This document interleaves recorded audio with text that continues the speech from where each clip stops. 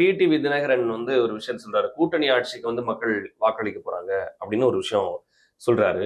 எந்த கூட்டணியில அவர் இருக்கிறாரு? அவர் என்ன பண்ணிட்டு இருக்கிறாருன்னு ஏதாவது புரிஞ்சுக்க முடியுதா? ஆக்சுவலி அவர் தெளிவா இருக்காரு.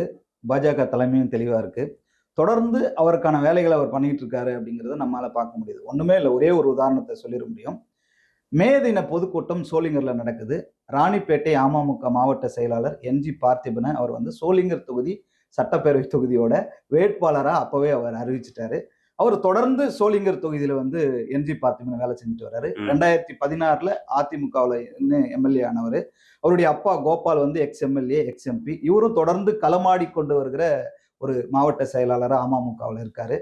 சுற்றி சூழ்ந்து அவருடைய வேலைகள் பார்க்கும்போது வந்து அன்னைக்கு வந்து கூட்டணி தொடர்பான எந்த விதமான விஷயங்களுமே வெளியே வரல.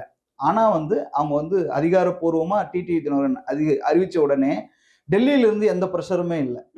யாருமே இந்த கேள்வி கேட்கல. பாஜக தேசிய தலைமை எந்த கேள்வியுமே எழுப்பல. அது குழப்பத்துக்குள்ளேயோ பிரச்சனைக்குள்ள உள்ளாகவே இல்ல. தொடர்ந்து அவங்க வந்து அமைதி காத்துட்டாங்க. அப்பவே தெரியுது. ஒருவேளை அதையுமே வந்து டிடிவி தினகரன் வந்து அன்னைக்கே அறிவிச்சாரு. கூட்டணி கட்சிக்கு அந்த தொகுதியை ஒதுக்கினால் கூட நான் பேசி ஒதுக்கி இங்க வந்து நான் என்ஜி பார்த்திபனை நிக்க வைப்பேன்.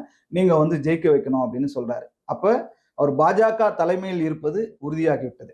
இன்னொரு பக்கம் இங்க என்ன பண்றாங்க அப்படின்னா, காலம் கடந்துதான் இதுக்கு பதில் சொல்ல முடியும்னா, அதிமுக ஒருங்கிணைப்பு சாத்தியமாகுதோ இல்லையோ, பாஜக தலைமை டிடிவி தினகரனுக்கு சீட் ஒதுக்கும் அப்படிங்கிறது இந்த விஷயம் மூலமா நம்மால உறுதியா சொல்ல முடியும். அவரும் தொடர்ந்து வந்து பாஜக தலைமைக்கு ஆதரவாகத்தான் பேசுறாரு. அதனுடைய ஒரு வெளிப்பாடு தான் கூட்டணி ஆட்சி அப்படிங்கிறது.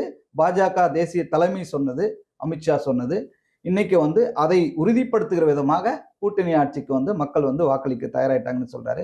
சோ அவர் வந்து அந்த கூட்டணியில இருப்பதன் மூலமா தான் அந்த கூட்டணி ஆட்சின்ற முழக்கத்தை வந்து கையில் எடுக்கிறார்ன்றத தெளிவா சொல்லிடுவோம். அப்ப அதிமுக பாஜக கூட்டணியில சோளிங்கர் தொகுதி வந்து அமமுகவுக்கு தான் அப்படின்றத நம்ம இப்ப இருந்து புரிஞ்சுக்கலாம். நிச்சயமா.